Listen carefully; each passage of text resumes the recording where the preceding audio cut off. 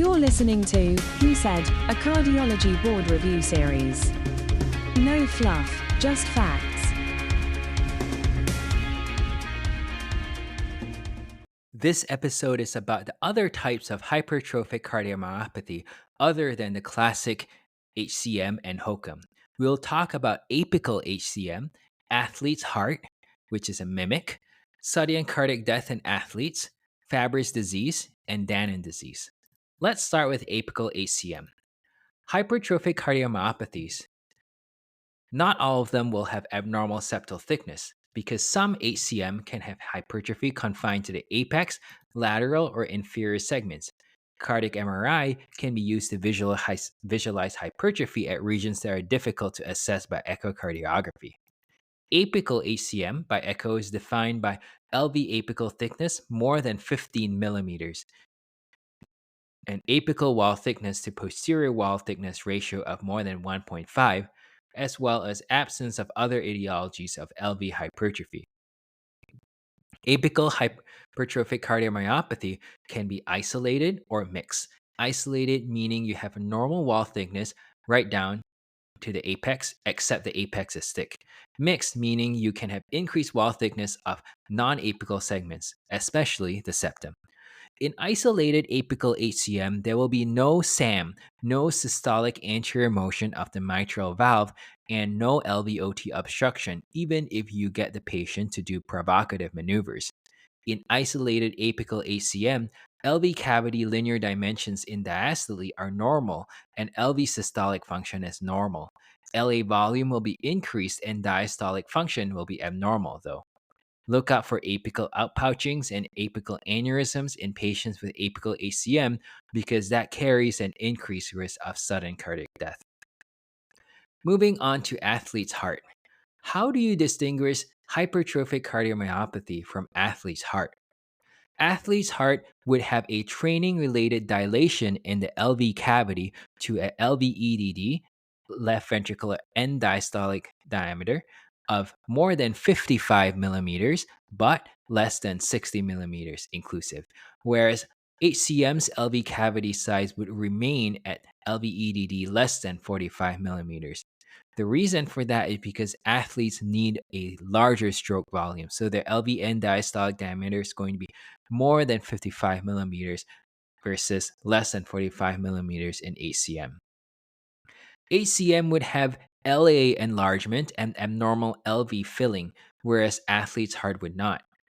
HCM can have focal or asymmetric LV hypertrophy with an IVS to PW ratio of at least 1.3. So that's an interventricular septum wall thickness to the posterior wall thickness ratio of at least 1.3, whereas athlete's heart would not have asymmetry in the hypertrophy. The LV wall thickening in athlete's heart should regress to normal LV wall thickness if they don't exercise for 6 months, but HCM won't. Athlete's heart will have LV hypertrophy only to the point of the gray zone, which is 1.3 centimeters to 1.5 centimeters, whereas HCM can become much thicker than 1.5 centimeters. Most of the time, athlete's heart does not exceed 1.3 centimeters in LV wall thickness even. In the JACC 2008 study, only 1.5% of 3,500 elite athletes had LV wall thickness more than 12 millimeters. Athletes' heart's small e prime by tissue Doppler investigation will be more than 9 centimeters per second, whereas HCMs will be less than 9 centimeters per second. Athlete's heart will have normal diastolic function, whereas HCM can have diastolic dysfunction. Athlete's heart would have a preserved longitudinal strain of more negative than negative 17%, whereas HCM can have impaired strain, less negative than negative 17%. The athlete would have a VO2 increase to more than 110%, more than 45 mils per kg per min, whereas HCM cannot. Of course, HCM would have family history of hypertrophic cardiomyopathy, whereas athlete's heart would not. Athlete's heart should have a relative wall thickness that is normal at 0.42 or less, whereas HCM and hypertension-related LVH will have a relative wall thickness of more than 0.42. Some people use a relative wall thickness of 0.60 or less to rule in athlete's heart if the LV wall thickness falls within the gray zone of 1.3 to 1.5 centimeter. Relative wall thickness is the most sensitive and specific criterion for distinguishing athlete's heart from hypertrophic cardiomyopathy. Now, I want to spend some good amount of time discussing sudden cardiac death in athletes, even though it's not necessarily a hypertrophic cardiomyopathy, strictly speaking, but it's an important topic. Sudden cardiac death during exercise was previously attributed to inherited structural abnormalities such as HCM and anomalous origin of the coronary arteries. But it is now known that up to 40% of sudden cardiac death in young athletes occur without structural abnormalities, presumably occurring via arrhythmias. Other than HCM, causes of sudden cardiac death in athletes are anomalous origin of the coronary arteries, arrhythmogenic right ventricular cardiomyopathy, long QT syndromes, Brugada syndrome, myocarditis, aortic dissection, and congenital valvular aortic stenosis. 14 questions or elements need to be assessed when performing pre-participation cardiovascular screening of competitive athletes. These are referred to as the 14-element AHA screening questionnaire. It involves personal history, family history, and physical exam. In the personal history section, assess if the athlete has ever had chest pain, discomfort, tightness, or pressure related to exertion. Have they ever had unexplained syncope or neurosyncope judged not to be of a vasovagal origin? Unexplained syncope or neurosyncope is of particular concern when occurring during or after physical exertion. Excessive or an unexplained dyspnea, fatigue, or palpitations associated with exercise is another thing to watch out for. Prior recognition of a heart murmur, elevated systemic blood pressure, prior restriction from participation in sports, and prior testing for the heart ordered by a physician. Next, in family history, assess if there has been premature death, can be sudden or an unexpected or otherwise, before 50 years of age attributed to heart disease in at least one relative. Assess if there's disability from heart disease in a close relative less than 50 years of age. Assess if there's hypertrophic or dilated cardiomyopathy, long QT syndrome, other ion channelopathies, Marfan syndrome, or clinically significant arrhythmias, or specific knowledge of genetic cardiac conditions in family members. Then for physical exam, perform auscultation of heart murmurs in both the supine and standing positions or with Valsalva maneuver, specifically to identify murmurs of dynamic left ventricular outflow tract obstruction. Femoral pulses should be performed to exclude aortic coarctation and inspect for physical stigmata of Marfan syndrome. Brachial artery pressure should be performed in a sitting position taken in both arms. What do the guidelines say about mass screening? According to the AHA-ACC 2015 scientific statement on eligibility and disqualification recommendations for competitive athletes with cardiovascular abnormalities, it is recommended that the AHA's 14-point screening guidelines and those of other societies such as the American Academy of Pediatrics pre-participation physical evaluation be used by examiners as part of a comprehensive history-taking and physical examination to detect or raise suspicion of genetic or congenital cardiovascular abnormalities. That's a Class 1 recommendation. Screening with 12-lead ECGs or echocardiograms in association with comprehensive history-taking and physical examination to identify or raise suspicion of genetic or congenital or other cardiovascular abnormalities may be considered in relatively small cohorts of young healthy people 12 to 25 years of age, not necessarily linked to competitive athletes.